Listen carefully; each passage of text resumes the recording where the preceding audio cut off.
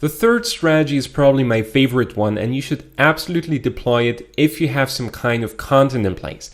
Now, instead of sending a visitor straight to a squeeze page, you're sending him to a piece of valuable and outstanding content first. This can be a video or maybe even a blog article, okay? So you send traffic to the content first, and then you create a retargeting campaign that offers your target audience the opportunity to opt in to your list.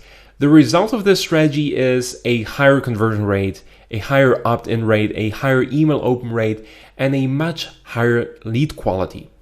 But why is this the case? Here's the thing.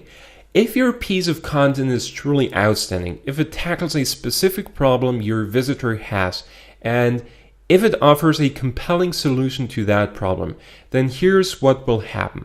You create trust and reciprocity. You have proven that you understand the problems of your market and that you deliver value in advance. You give value first. If you create a retargeting campaign, reach out to the readers of your article, for example, and send them to a squeeze page, then they will recall that you're a trustworthy business.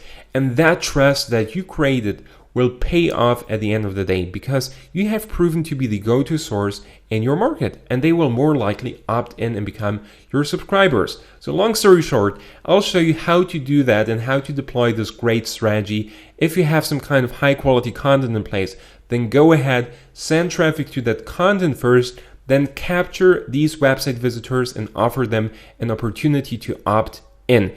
You can do all of that with retargeting. So let me show you how to do it.